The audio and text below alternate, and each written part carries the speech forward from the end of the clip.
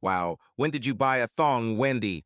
Hunter asked loudly, holding the offending underwear he had just discovered wedged between the box spring and the side rail of their bed.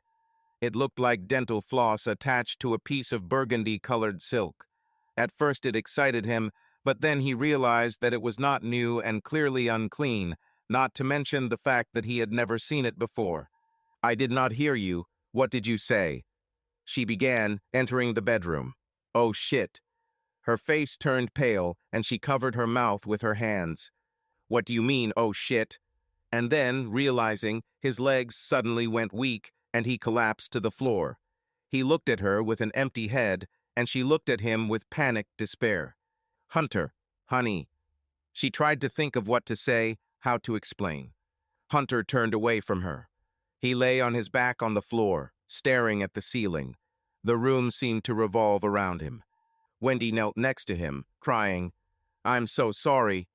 She held out one hand, hesitantly, but when he flinched, she pulled it back. "You are cheating on me?" he asked in stunned disbelief, still looking at the ceiling. "Please, Hunter, let me explain." "Explain? Explain what? You're cheating. What's there to explain? I cannot believe this. Obviously, he means more to you than I do if you don't want to dress like that for me. But for your lover, will you?" "Please, no, it's not like that." "No, sorry if I don't believe you. Just leave me alone. I can't look at you right now." She cried even harder, but left the room. He didn't know where she went, and at that moment, he honestly didn't care. At first, he planned to just lie there on the floor of his bedroom of discontent, but something made him stand up. He quietly went downstairs to hear muttering from the kitchen. He stood there, looking at her as she cried into the phone. "He knows. What do we do?" And then she saw him. "I have to go." "Oh, that's just wonderful, Wendy. The first thing you do is call your boyfriend. Just damn great. I think that shows where I stand." Realizing he was still holding the thong in his hand, he threw it at her. They fell into her lap like a dying butterfly. She looked at them as he grabbed his keys. "Hunter, wait. We need to talk. Where are you going?" But he was already out the door. He needed to talk to someone, so he called his brother and asked to meet him at Killian's bar. It was a sports bar with cliched Irish decor, but he was nearby and the beer was cold. "Yes, of course, I just need to tell Jackie. Give me half an hour." "Thank you, brother. I wouldn't ask if it weren't important." 45 minutes later, Hunter's older brother, Reggie, walked in. "Sorry, dude, RD threw a fit when I grabbed my keys. I had to calm him down. I promised that you would come to visit. I don't know why this child loves you so much," he added. Reggie Jr. was Hunter's nephew.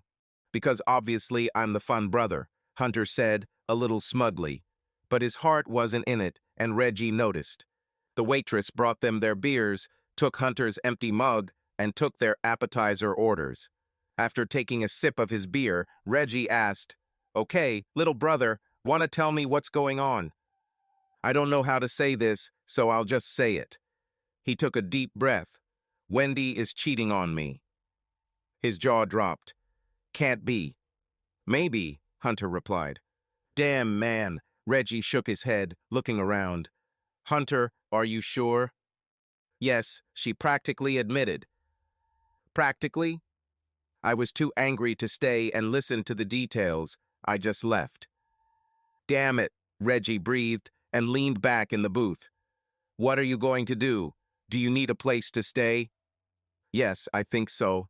Just for this night, I don't want to put you in an awkward position in front of your wife. Thank you." He turned on his phone and sent a quick text to Wendy that he would be at Reggie's and that she should not come there. He had several messages from her. He read several, all apologies and requests to return home. He ignored the others and turned the phone off again. Jackie was understanding, and Hunter was distracted by playing with his nephew. 4-year-old RD was a sweet kid, and Hunter adored the little guy. And he loved that RD asked Uncle Hunter to read him a bedtime story. After he fell asleep, the three adults sat down to talk. Hunter told the story again for Jackie. "I'm so sorry, Hunter," she sympathized, hugging him. Well, I'd like to say it's a complete surprise, but she always seemed, well, a little selfish to me. Hunter looked at her in surprise, and she continued, I never mentioned it because she's your wife, and honestly, I never thought she'd go this far. I swear. Wow, Hunter croaked, covering his face with his hands. Reggie put his hand on his shoulder. Just let us know what we can do, Hunter. We are here for you. He looked at his wife, and she nodded. Besides, RD loves having you around, he chuckled. He's a great kid, Hunter admitted, and thanks, I appreciate you both. They talked a little more and then said good night to each other. Hunter tossed and turned, and then fell into a restless sleep where he dreamed that he was stuck in Alfred Hitchcock's film The Birds, but instead of being attacked by birds, he was surrounded by flying thongs.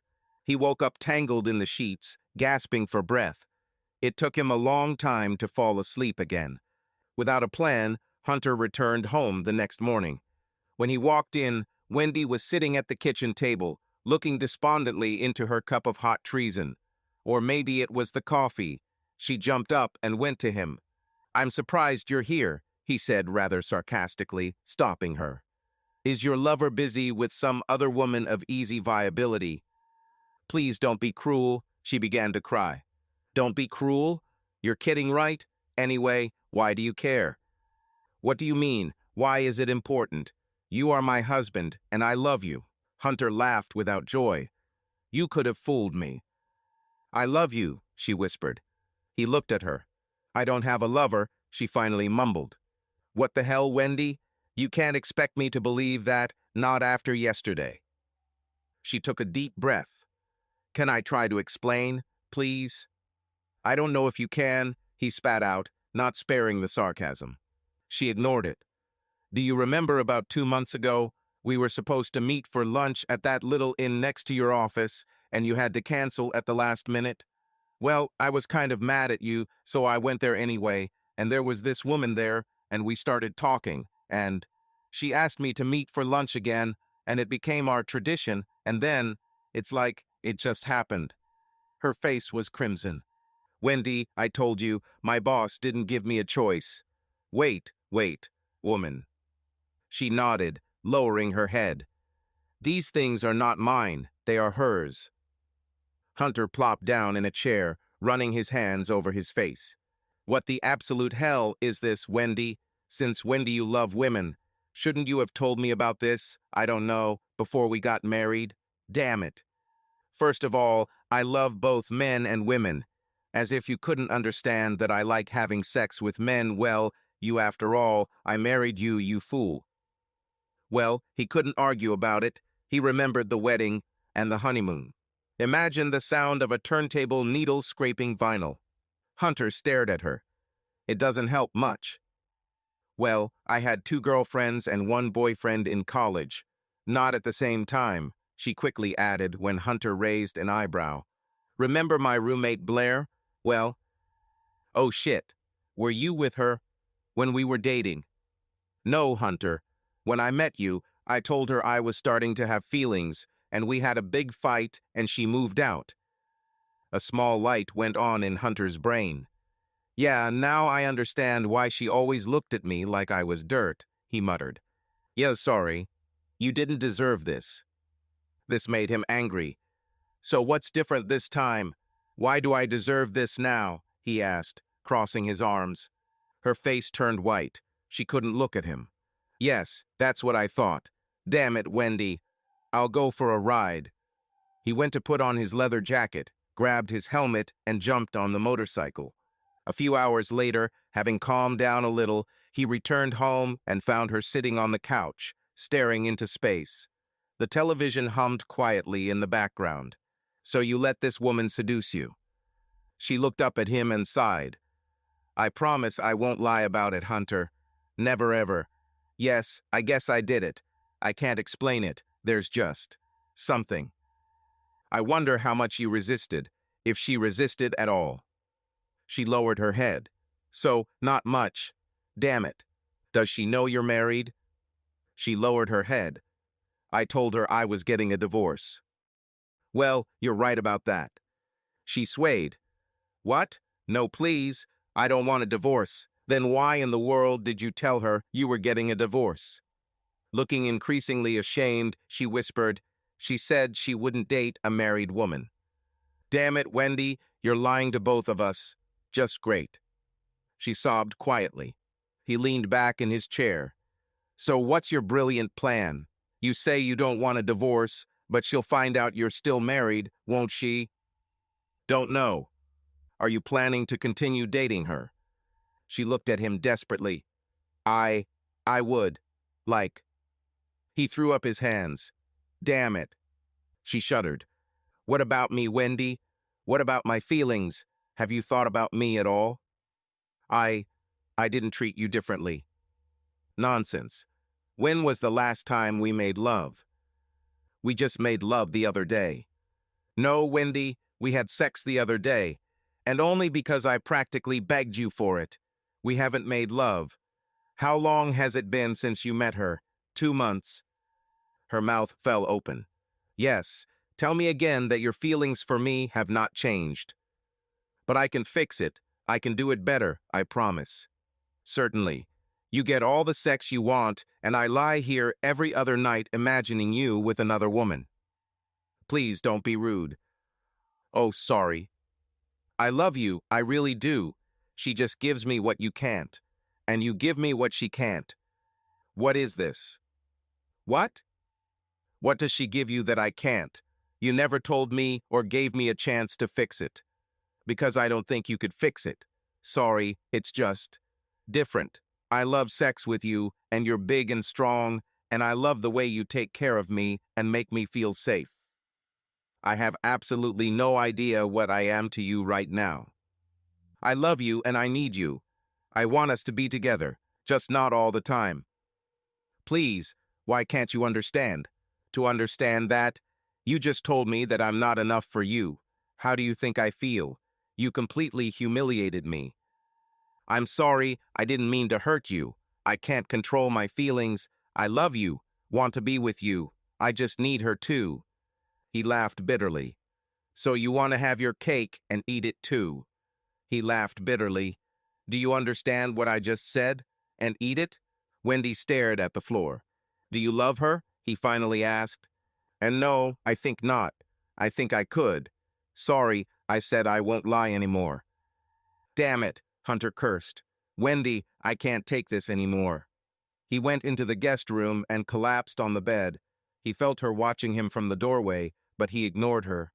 Finally, he heard her footsteps slowly walking down the hallway to no, not anymore, her bedroom. The next morning, he got up early and started writing a note. He thought about all the things Wendy had said. In her head, she truly loved him, but she was so caught up in this exciting new relationship that she lost sight of how much she had cut him out of her life lately, and he wasn't going to stand for it. He wrote and crumpled and wrote and crumpled, and was looking at the blank page again when Wendy came down. Her eyes were puffy, and she looked terrible, but Hunter was sure he didn't look any better himself. She looked at the trash strewn across the kitchen floor and the backpack by the door. Were you going to leave me a note and disappear? She asked sadly. I don't know what I was going to do, he replied, no less sadly. But I think I need some more time to. Well, think, he finished awkwardly. Okay, she whispered. Baby, I swear, I love you. I'm sorry for hurting you. Enough to stop hurting me, he had to ask. But really, the damage had already been done. She was silent for a while, but finally said, Can I think about it too? While you're thinking. A lot of thoughts are going around, he joked, and Wendy smiled faintly. I'm not going to disappear. I'll let you know where I'm going. But I'm telling you, I can't stand by and be a part of this. You must choose, and even if you stop seeing her, I'm not sure we can fix it. You understand this, don't you? I'm sorry, she whispered. Yeah, I'm sorry too. There didn't seem to be anything else to talk about, so he picked up his bag and headed towards his brother's house. Maybe he'll take RD to the park or something. This little guy always cheered him up, and now he really needs it. It's been just over a week since Hunter discovered his wife's infidelity, and he's no closer to a solution. He tried to focus on work, but it was a lost cause from the start. He was in a Monday morning meeting when one of the other department heads suddenly called out to him. "What? Hunter, were you even listening to what I was saying?" It was Colleen Marsali's, and she looked at him with irritation. He worked with her for a little over a year, and she was an exemplary employee. He respected her.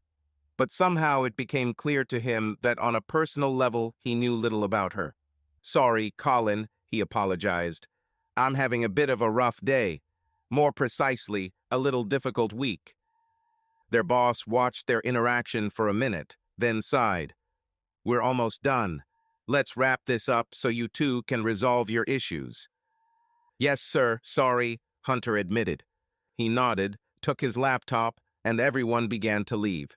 Colleen walked up to Hunter and touched his hand. "Hunter, can you stay a minute?"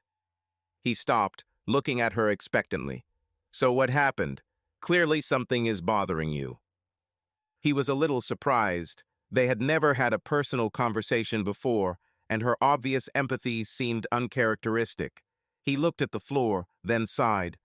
"Can I buy you lunch? Not what I want to discuss here." "Half and half," she replied, grinning. "I don't want you to have any ideas." Agreed. They were able to resolve the issue Colleen had tried to explain earlier, and she thanked him and returned to her department. At noon, she looked into his office. "Ready?" "As good as ever," he said, and they walked outside and walked a few blocks to a quiet restaurant. After 2 glasses of iced tea, unsweetened for him and sweet for her, arrived and her order was taken, Colleen leaned back and looked at him. "Okay, spit it out." Um, Colin, first. Can I ask why you're doing this? I mean, I appreciate it, but this is the first time we've talked outside of work." She looked away before answering. "Yes, that's fair. I'm not sure, to be honest. Well, at the meeting you looked like someone killed your dog, so that's it. Then, well, like you said, I realized we'd never talked, and I just thought, maybe you need some friendly support. And to be honest, I know I come across as a bit of a bitch at work. I've honed my perpetual bitch face after all." Hunter held back a laugh as she continued, "And maybe I wanted to show someone that that's not the case. So yes, I'm trying to help, but there are also selfish reasons." He was shocked. He didn't dislike Colleen, but he considered her an all-work, no-rest kind of guy, at least up to this point. And he was grateful that she reached out.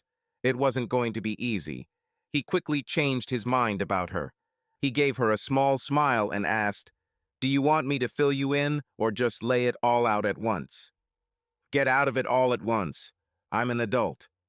"Okay, remember, you asked for it." He gave her a weak half-smile. "I found out that my wife is cheating on me." Her eyes widened. "Damn it. Oh, Hunter, I'm so sorry." "Thank you." "Have you talked to her about this?" "Yes. She said she didn't mean to hurt me. She's sorry. She still loves me. She wants to stay married. And blah, blah, blah." "Wow. Have you already decided what you will do?" "Not yet. I told her that I needed time.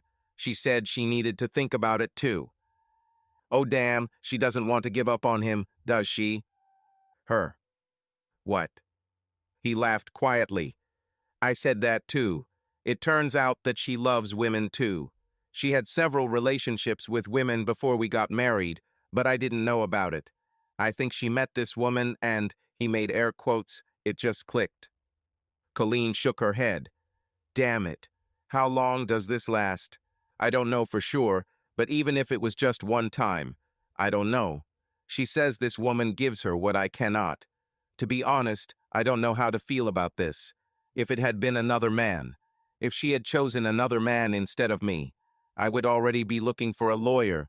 But a woman, how can I compete with that?" Quietly, Colleen asked, "Is this a competition?" Hunter was surprised. How can it not be? "You can't let this become a competition. If you let it, no one will win." "You need to explain this to me, Colin," Hunter said with a puzzled look on his face. "Just be the best husband you can be. Show her what she stands to lose." "But it feels like a reward for bad behavior. and I'm not sure I can be that person knowing what she does. Colleen nodded. Understand. Sorry, I don't have any better advice right now. Their food arrived. Hunter picked at his plate, watching Colin eat. It was the first time they spent time together outside of work, and he noticed that she was very sweet. In the office, she was always focused and wore a very serious expression on her face. But now she was relaxed, and the eternal wrinkle between her eyebrows had disappeared. This changed her entire appearance. She had what he called an elfin face, with a sharp chin and an expressive mouth. She had shoulder-length brown hair with curls at the ends, which she usually wore slightly to the side. Bright blue eyes. You don't wear glasses.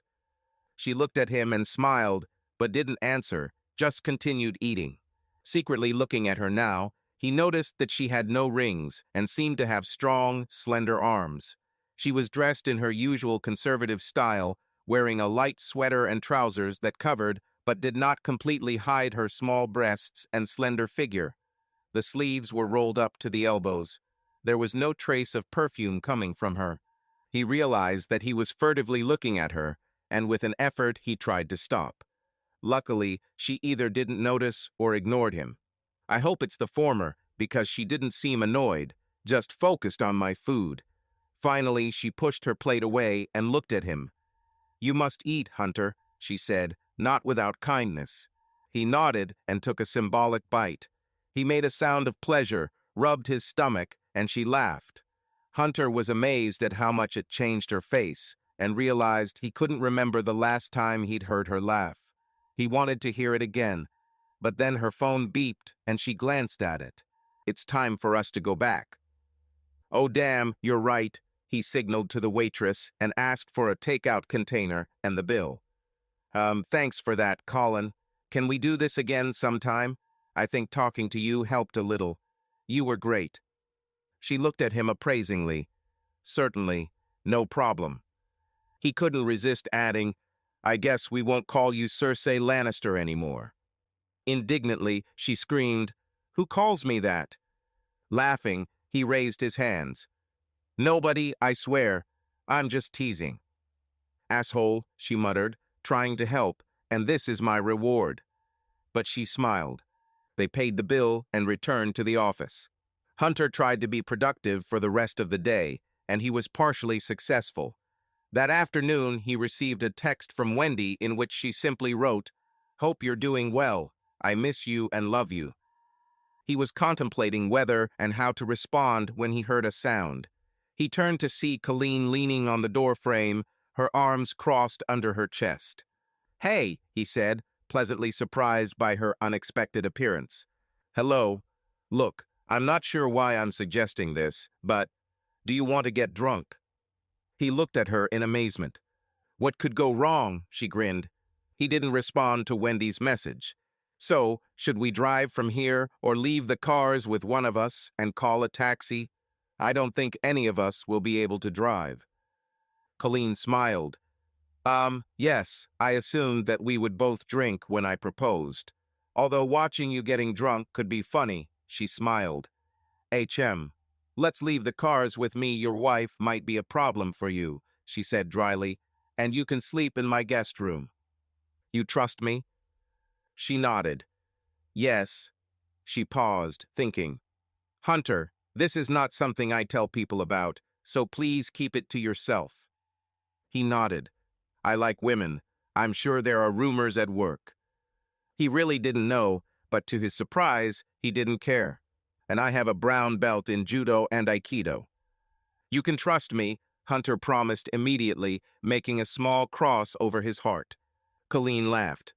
When she got to the bar Killian's again, she looked at Hunter and said, We don't talk about your relationship until we've had at least 3 drinks. I'll drink that, he grinned. Damn right. Beer, shots, and cocktails.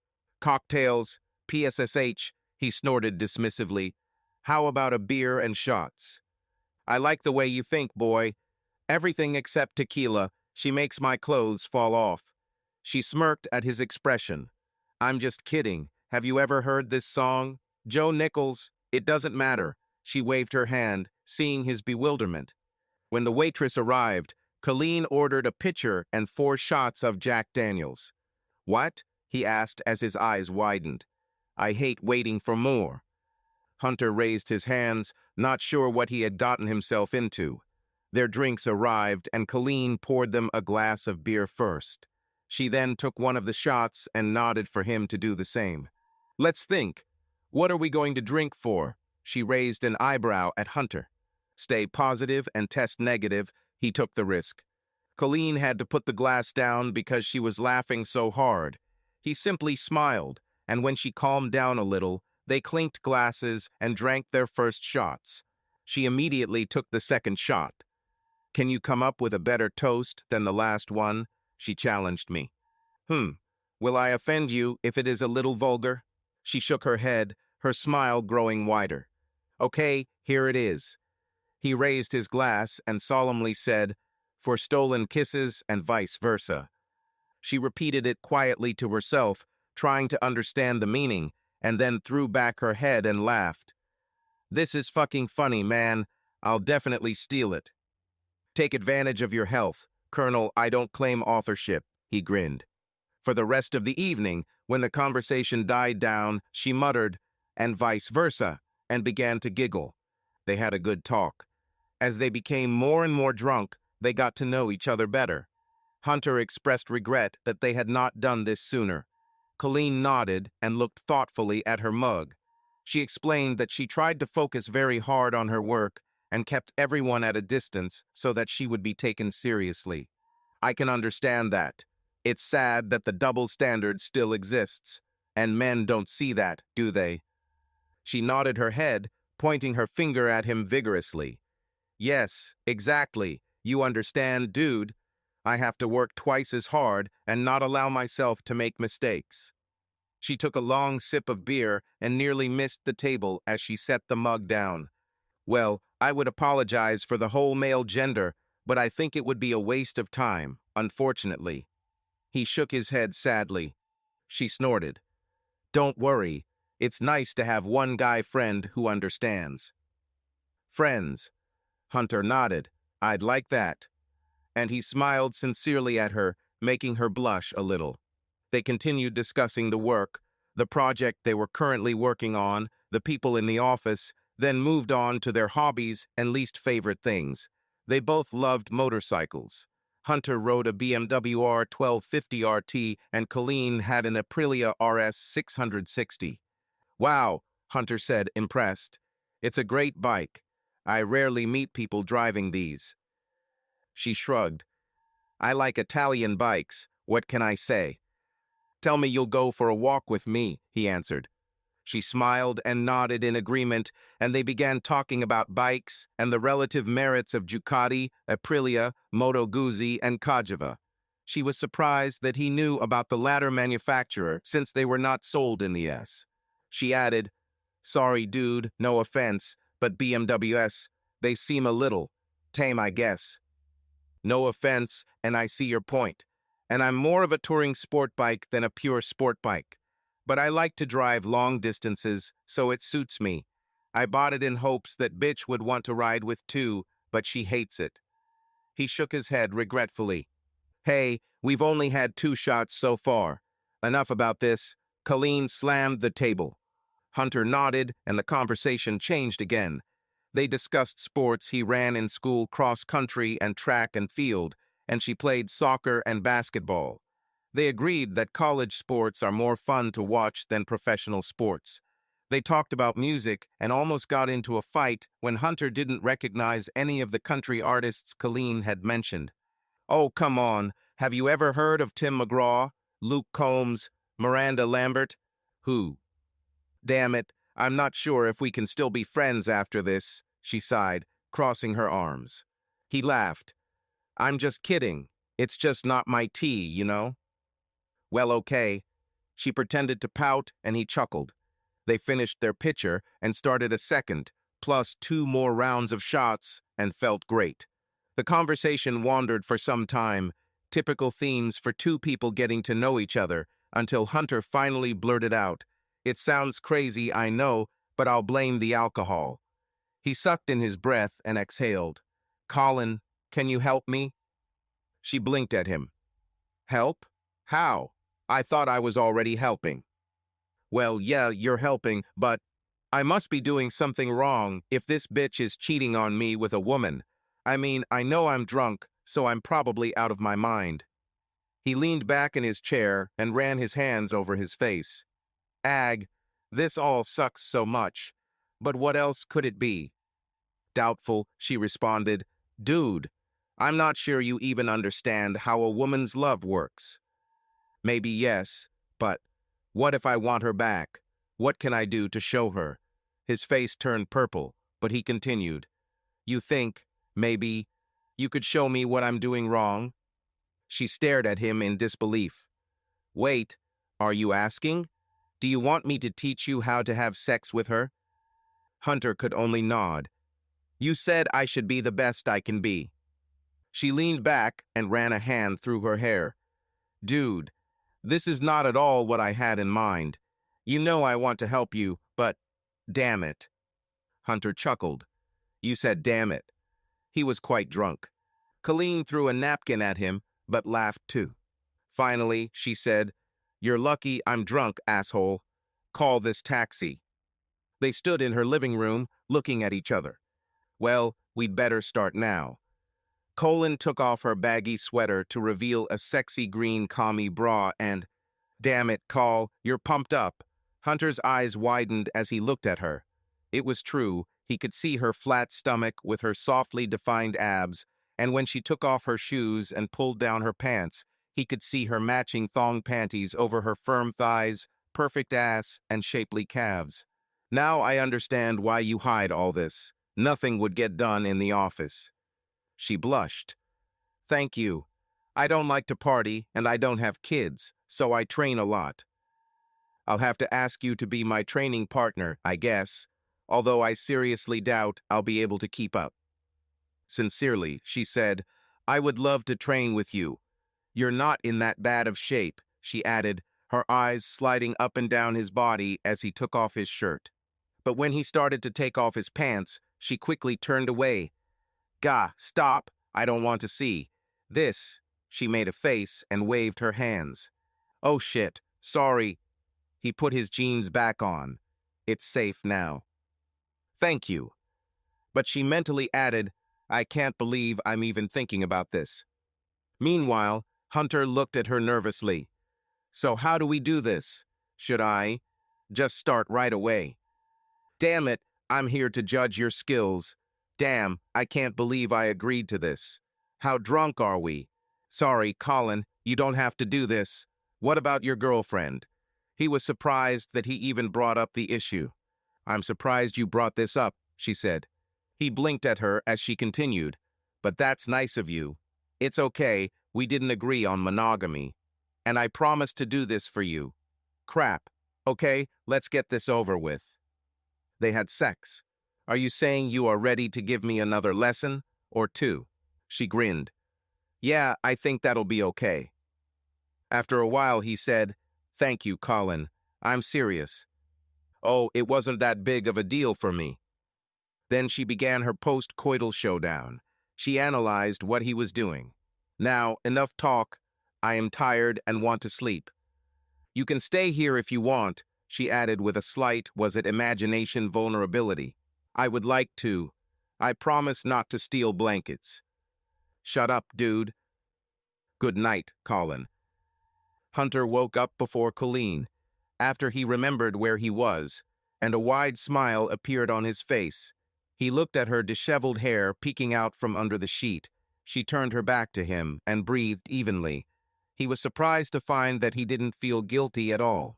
He slipped out of bed and grabbed his jeans. He'd taken them off before bed and went to the bathroom, where he cleaned himself up by splashing water on his face and found an aspirin. After taking for himself, he left the bottle and glass of water on her bedside table. He paused for a moment to admire her in her sleep. She really was charming. He stared too long, obviously, because without opening her eyes, Colleen muttered, Dude, you're scaring me. Sorry, he whispered and left the room. He headed to the kitchen and began looking through her pantry and refrigerator. Having found eggs, cheese, vegetables, and bread, he began to prepare omelets and toast. He heard the shower water turn on as he cut vegetables. About the time he finished the first omelet, she walked into the kitchen wearing a wrecker's t-shirt and gym shorts, her hair in a towel. "Thanks for the aspirin," she muttered. "My pleasure, omelet." "Irk." She made a face. "No, I don't think I can." He chuckled. "Understand. Do you have a container I can put this in?" He pointed to the unused egg and vegetable mixture. "You can cook it later if you want." "How about coffee and toast?" "Yeah, that sounds good. Thanks again." "Sorry for messing around in your kitchen," he offered as he handed her a plate and mug. "Are you kidding? Did you do all this for me? Dig in, how many do you want?" "The least I could do." After an awkward silence, he added, "So I'm sure you have things to do, so I'll just leave." Yes, sorry, but yes." She looked at him, barefoot in jeans, with disheveled hair, and remembered. She blushed a little and continued, "Hunter, we're okay, right?" "Absolutely. I'm serious. Thank you for everything. I really needed to get drunk yesterday, and well, then, damn, I'm bad at this." He ran a hand through his hair, and she resisted the urge to smooth it. "It's just, yeah, we're fine." He left her with her coffee, found his shirt and shoes, and finished getting dressed. As she passed her on the way to the door, she reached out and grabbed his wrist. He stopped, looking at her questioningly. Her eyes were downcast, but she turned towards him a little more. She removed the towel from her hair, then looked at him. "I'm serious, you know," she muttered. "Seriously, what?" "Last night, it wasn't that bad. I'm still struggling with it, to be honest." "About," he blushed, and she laughed, and then grabbed her head. "Oh, don't make me laugh." After a minute, she sighed and said, "I said I would help, and I don't go back on my promises." Wow. Then again, wow. Hunter thought for a minute. "You know, maybe we can spend the day together on Saturday. Let's go for a ride, have lunch at a place I know, and then—" He blushed again. She smiled. "Yeah, that sounds good." She stood on her tiptoes to kiss his cheek and walked him to the door. "See you at work?" "Undoubtedly." He smiled at her and left. Not knowing what else to do, he returned home. When he arrived, Wendy was sitting at the kitchen table, working on her laptop. She looked up. "Would you like breakfast?" "No, glad you're back," or "Where have you been?" which, frankly, would have just pissed him off. He simply said, "No, thanks, I already ate." "Oh, okay." They looked at each other awkwardly for a few moments, then Hunter said, "I'm going to go do some gardening." "Okay, darling." He winced at the word, but continued to go to the bedroom to change into old clothes. He mowed the grass and trimmed the edges. As he mowed around the back deck, she came out and interrupted him. "Hunter, I made you a sandwich if you want to take a break." "Okay, thank you. Almost finished. I'll be there in a few minutes." She nodded and went back inside. When he came into the kitchen, she said, I'm leaving for a little while, just wanted you to know." She was dressed a little smarter than usual for running errands. He looked at her, but she didn't meet his gaze. He just snorted, shook his head, and continued eating his sandwich. He was surprised when she returned an hour later. "What happened? Did something happen?" he asked with some sourness. No, nothing happened. My friend wasn't feeling well." "Your girlfriend. Is that what you call her now? Damn it, Wendy, are you going to date her right in front of me? Don't you see that this is a little disrespectful? How can you think that we will stay together?" "I don't know. I'm trying to figure it out." "Trying to figure it out." He shook his head again. "Have you told her yet?" She shook her head, lowering her eyes. "Because you know, if you tell her you don't want to divorce me, she'll leave you, right?" When she didn't answer, he threw up his hands. "I'm going to take a shower." 5 minutes later, Hunter stood under the running water with his eyes closed, trying to sort out his feelings. The rest of the week passed quietly. They went to work, returned home, had dinner, and went to bed. Sometimes they talked a little about their days. And Hunter had lunch with Colleen on Wednesday, and they finally agreed on plans for Saturday. They were both looking forward to the trip, and Hunter rather awkwardly asked if their post-trip plans were still in effect. She smiled softly and said that she was a man of her word. That evening, Hunter told Wendy that he was going for a ride with a friend on Saturday, and it would be a long day, and he would probably spend the night at their house. "Anyone I know?" she asked. "No, I do not think so. New person at work. Seems pretty cool." "Okay, darling. Then maybe I'll go somewhere too, if you don't mind." "Now you're asking if I mind." "I'm trying, Hunter. I try to be as frank as possible with you and not lie anymore. I know I messed up badly, and I'm desperately trying to find my way back to you. Sorry, but for this, I need to sort out my feelings for her. By further meetings with her, I already told you, Wendy, I can make the decision very simple for you. I might just leave and never come back. Then you won't have to choose."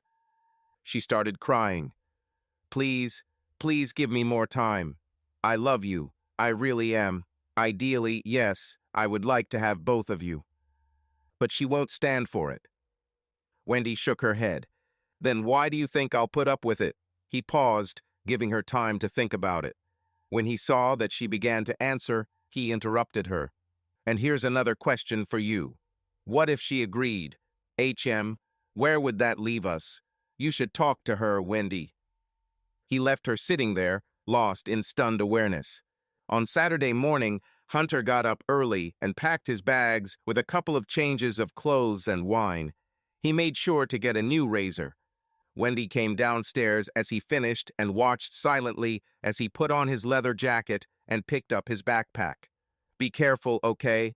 I love you," she said quietly. He simply nodded, started his motorcycle, and drove off.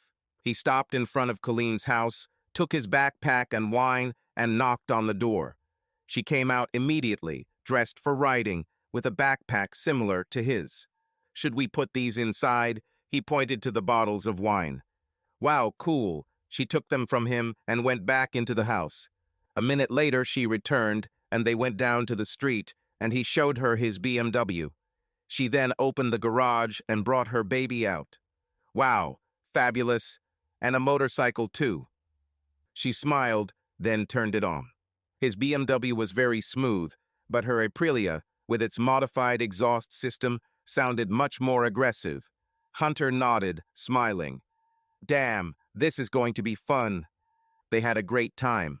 Light and nimble, Colleen's bike was perfectly controllable in the corners, and on the straights her slightly higher power to weight gave her an advantage there too. He didn't feel bad about going after her. She looked very sexy in her black and red leather jackets that matched her motorcycle. After an hour or so, Colleen slowed down, looked over her shoulder at him, and made a food gesture. Hunter nodded and took over as leader, directing them to what appeared to be a large log house tucked away from the road with woods behind. A dozen motorcycles were parked in front of him. The sign said, "Harry's Bar and Grill." They were seated at a table and they discussed the trip, enjoying beer while waiting for food. At that moment, a very large and hairy man entered the bar. He glanced at Colleen and walked straight towards her. "Hey, hottie, is that your Italian scooter out there?" She raised an eyebrow. "Don't call me that, Albert. You don't know me." She didn't add fat, but it was clearly implied. "Yes, this is my Aprilia." "I would like to get to know you better," he laughed out loud. "This little motorcycle is so cute. Here's my Vulcan, it's a real bike. 2000 cc of power, baby." The man laughed and grabbed his groin. "Seriously?" Hunter thought. He couldn't resist commenting.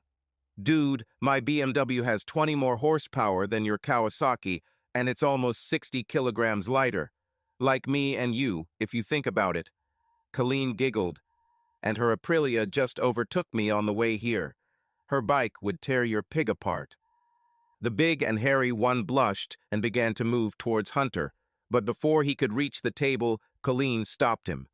Hunter smiled at her admiringly. "You weren't kidding about Aikido, were you?" She smiled back and then turned to the man. Will you behave? He started cursing. Damn it! Yes, yes, sorry, let me go. At that moment, a 5-meter fiery red fury flew out of the kitchen. Bert, she shouted, and the large man flinched. Wow, I guessed the name, Hunter thought. What did I tell you about pestering clients? Do you want to be banned from entering again? The man was at least a foot taller than her, 10 years older and 3 times heavier, but he lowered his head and began to pick at the floor with the toe of his shoe. Hunter couldn't remember ever seeing anything like this. No, Miss Audrey, I'm sorry. Apologize to her, Bert, not to me, she sighed, rolling her eyes in a long, pained gesture, hands on hips. Bert turned to Colleen. Sorry if I was rude. It's okay, Colleen answered calmly. The red-haired woman tapped Bert on the shoulder and then introduced herself. I'm Audrey, one of the owners of this place. Sorry for that. He didn't mean anything bad. Your dinner is at my expense. You don't have to do that, really, Hunter replied. I insist. She gave them a dazzling smile. Turning to Hunter, she remarked, I've seen you here before, haven't I? But not your friend. Yes, I've been here a couple of times. You have a great place. I'm Hunter, and this is my friend Colleen. The two women shook hands. Well, enjoy your dinner, and don't forget to come in. She smiled at them and returned to the kitchen. Colleen stared at Audrey's bottom as she walked away. Hunter snapped his fingers in front of her face. What? He just laughed and shook his head. Later in the evening, they repeated their classes. After a few minutes of comfortable silence, Hunter spoke. Colin, damn, I'm sorry if this confuses you, but why do you fascinate me so much? I was captivated by you even before I knew that you, well, you know. Do I like women? Her eyes sparkled, and she turned to him, leaning on her hand. He laughed quietly. Well, I never thought of you in that context, but yeah, but I also never thought of you as... You're always so serious at work. A little scary, to be honest. Damn, I don't know. Don't worry, I'm not in love with you, but I really like you, and I'd miss it if I couldn't see you. You mean having female sex with me? She grinned. He laughed. Well, it's true, I think I'm a little hooked, and I really like you. But what about social interaction? Hunter, I'm not sure that's a good idea. I still have a girlfriend. Is it true? Sorry. Does she know about this? Hell no. She's in the process of getting a divorce and doesn't want to give her ex any reason to be suspicious. Hunter thought about his situation. Have you met her husband? Oh no. Then how do you know he's an asshole? Did she say that? Well, yes, and she gave me no reason not to trust her, Colleen replied. Of course you're right. I don't judge. I'm just asking. But he saw that she was thinking about his words. I'll tell you what, he said. As an apology for being an asshole, how about one more activity? I think my stamina is improving. Yes, it is improving. Get back to business, boy. One evening the following week, Wendy asked them to talk. Hunter, what will happen to us? Hunter turned his drink over in his hands. Sighing, he said, Nothing has changed for me. I told you what you need to choose. If you choose her, then we will get divorced. If you choose me, we'll still have to figure out how to get over your betrayal, if that's even possible. Honestly, I'm not sure if this is possible, but I love you and I'm willing to try. So, I'm waiting for your decision. I'm not going to wait long, though. And so they lived on. When Wendy left, Hunter spent time with his brother's family, much to Ryuji Jr.'s delight and Jackie's chagrin. Damn it, Hunter, she said one evening with irritation.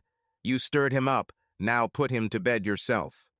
Hunter just laughed, hugged her, and said he would take care of it. Ryuji saw this and scolded his brother. Hey, are you starting to flirt with my wife now, brother? Hunter simply nodded, grinning, and Jackie blushed, throwing a pillow at him. Well, a decorative pillow. Both brothers laughed and Hunter whispered, You've found yourself a wonderful woman, Ryuji, and went to tuck his nephew into bed. Hunter and Colin were getting closer. They had been talking for a few weeks now and had gone a couple more times, once again stopping at Harry's bar. They walked through a park famous for its waterfalls and spent one day at a lake in another park nearby. They found pickleball courts and started learning how to play. Hunter joined her gym, and they began working out together. Plus, of course, lessons. But there was still uncertainty between Hunter and Wendy. She kept asking for time, and he kept telling her that time was running out. On Sundays, she left home. Hunter could only assume that she was seeing her friend.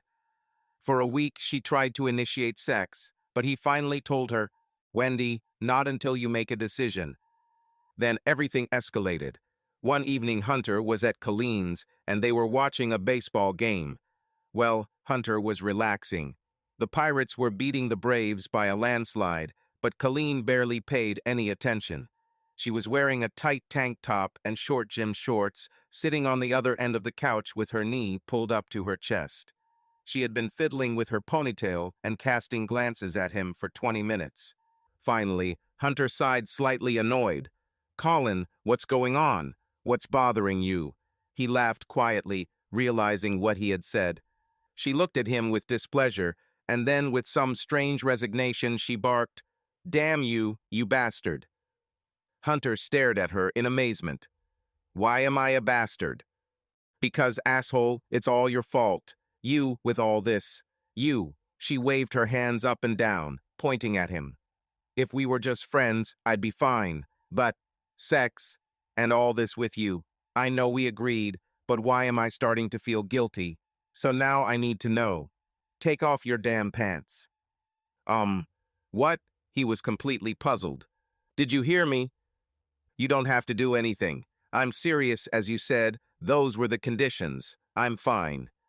She just stared at him, looked at his lower body, then back at him. "Colin, seriously. Take it off."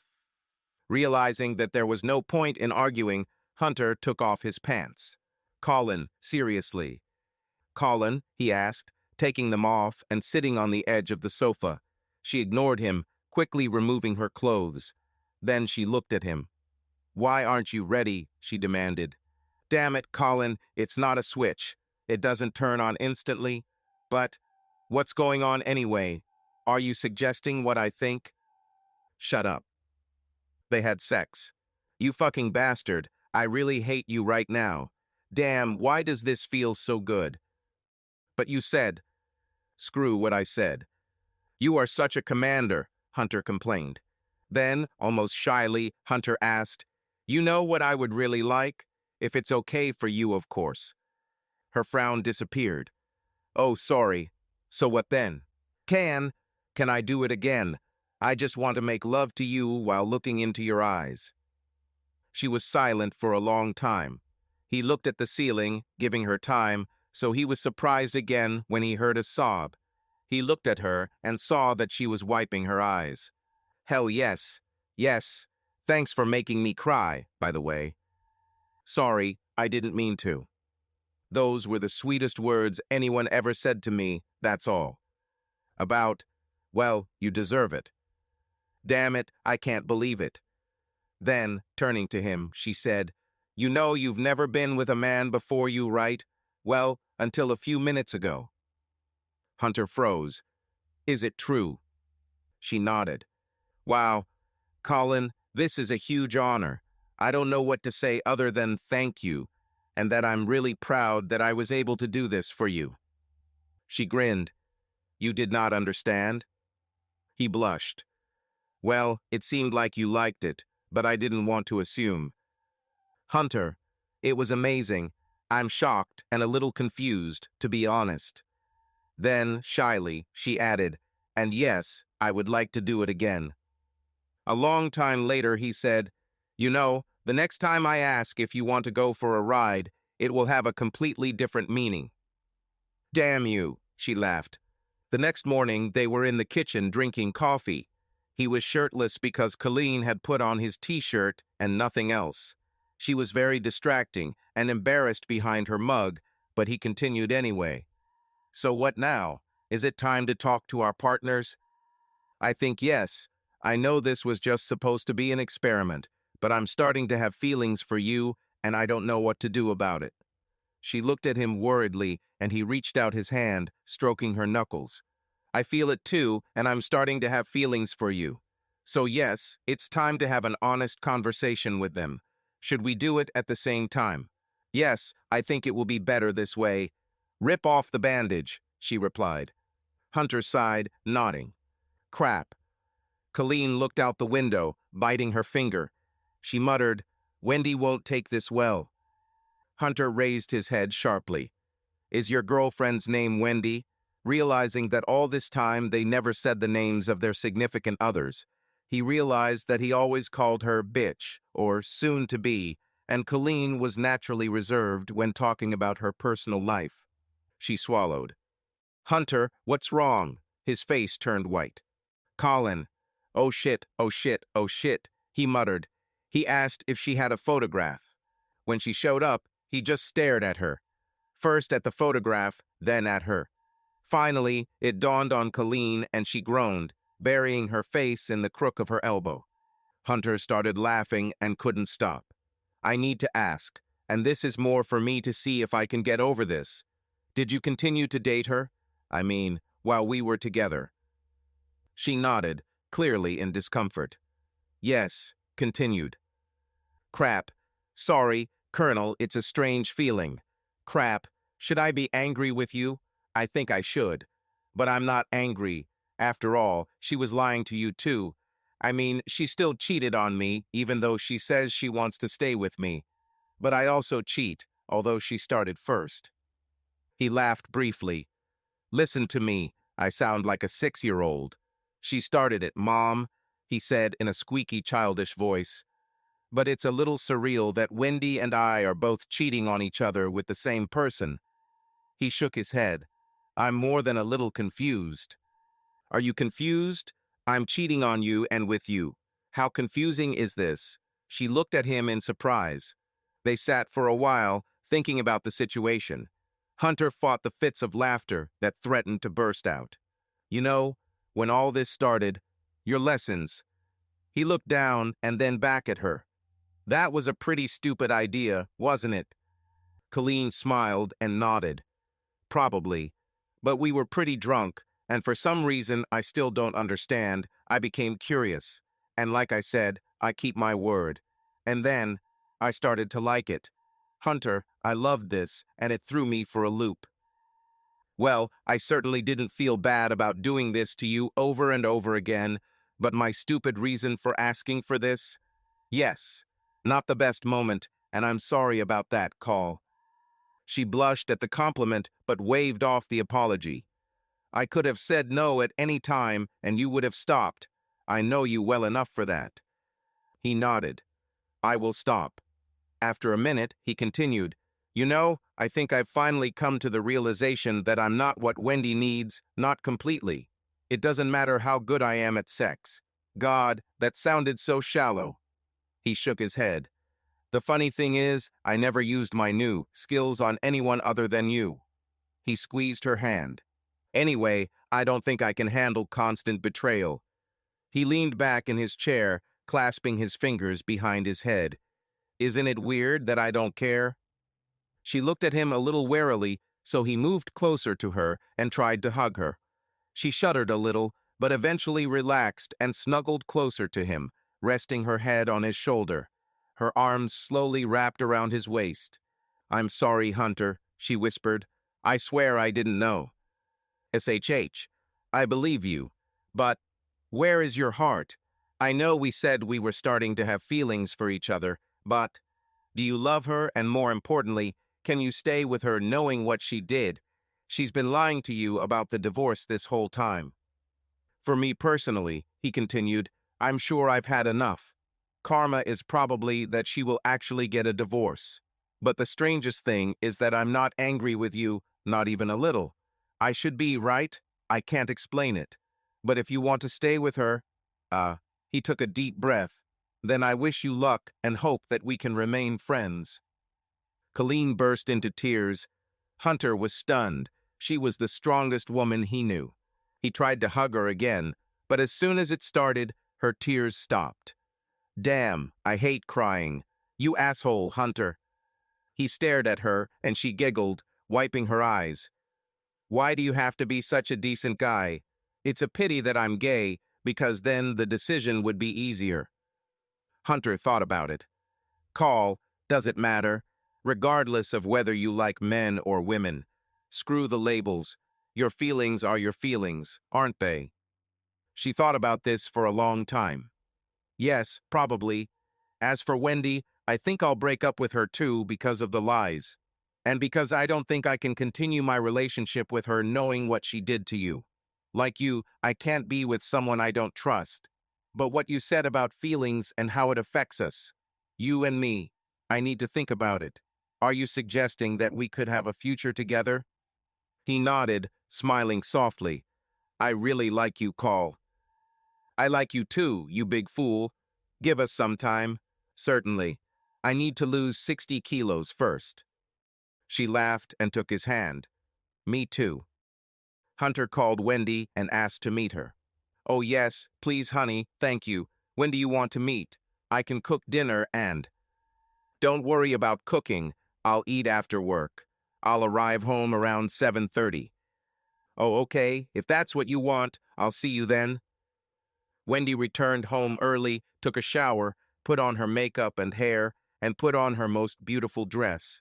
Then she opened a bottle of wine and thought about what she wanted to say. She had to make him understand. At exactly 7:30, the doorbell rang. Hunter, why are you ringing the doorbell? Then she saw who was with him and turned pale. They stood looking at each other until Hunter asked, Can we come in? This woke her up, and Wendy silently stepped aside. They all sat down and, like a rabbit in a trap, Wendy looked at them. Her eyes darted between them. Finally, Colleen spoke. Wendy, she said, there is no way to soften this. I'm breaking up with you. And I'm leaving you, Hunter added. Wendy fainted. She slowly came to her senses to find Hunter applying a damp towel to her forehead. Colleen was still sitting across from her, arms crossed, just looking at her. She looked regretful but determined. Again, her gaze darted between Hunter and Colleen until she finally settled on Hunter. I don't understand. I'm sorry, Wendy, but the truth is that you wanted both of us, and in the end, you won't get either. Colleen spoke next. You lied to me about the divorce after I said I wouldn't date a married woman. All this time you told Hunter that you wanted to stay married. Sorry, Wendy, but lying is something I cannot accept. And I think I'm falling in love with Hunter. Hunter smiled tenderly at her. I know I'm falling in love with you. I can't explain it. There's just something. He turned to his soon-to-be ex-wife, hoping she would remember using those same words once. But she just sat there with her elbows on the table, her head in her hands, rocking back and forth. This can't be true, she whispered. I told you you needed to be honest, Wendy, more than once. But you didn't do it, and now the decision has been made for you, instead of you making it. Wendy struggled, which slowed down the process. Hunter didn't want to involve Colleen in a legal battle, so he filed for a no-fault divorce.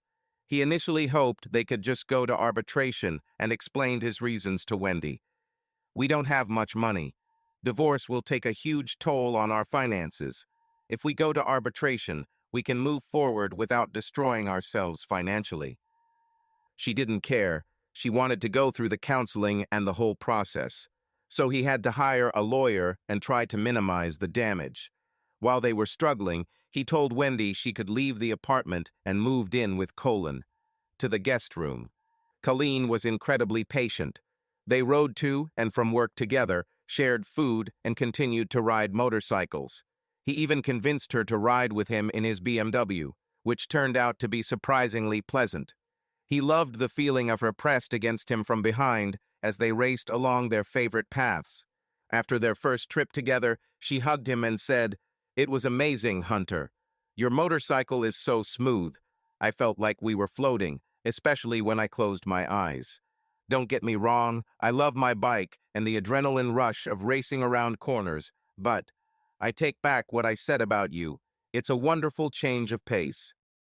They kept their relationship platonic.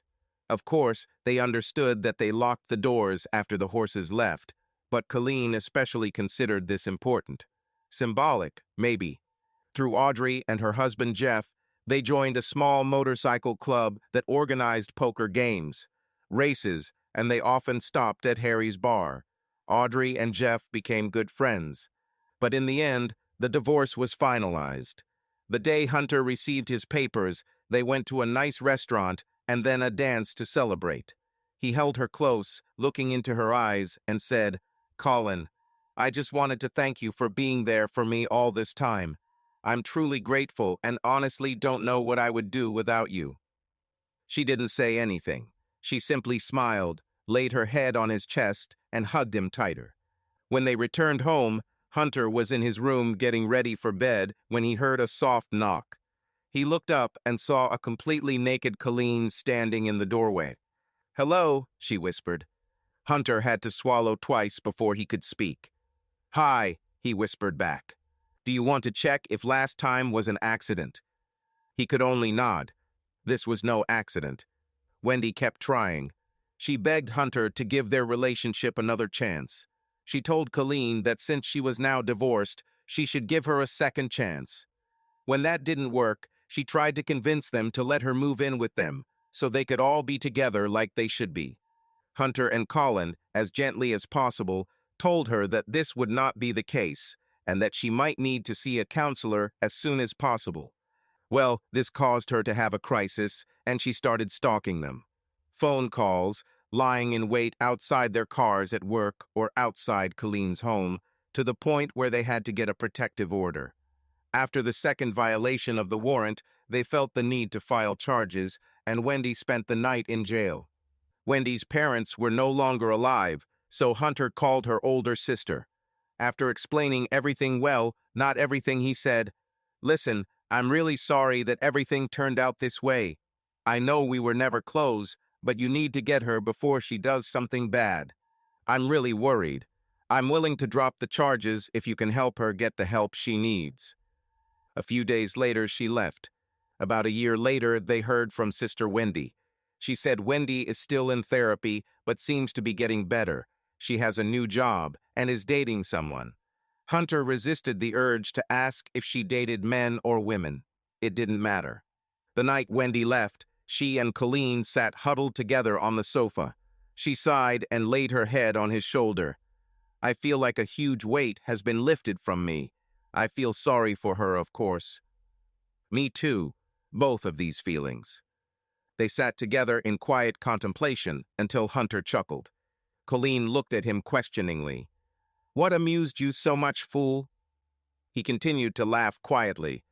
"Sorry, I know it's a little disrespectful after what we talked about, but—" He paused. "But what?" she insisted. "Colin, we need to come up with a story about how we met. No one will believe that I fell in love with the woman with whom my wife cheated on me." She hit him on the shoulder. "Where did this idea come from?" He simply shrugged. She thought for a minute and then said, "You know, maybe you're right. No one will believe that I fell in love with a guy." They both laughed, and she laid her head on his shoulder again. "You can't imagine something like this.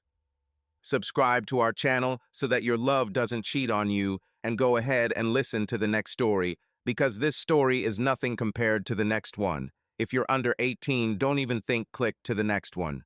Click to the next one. Click to the next one. Click to the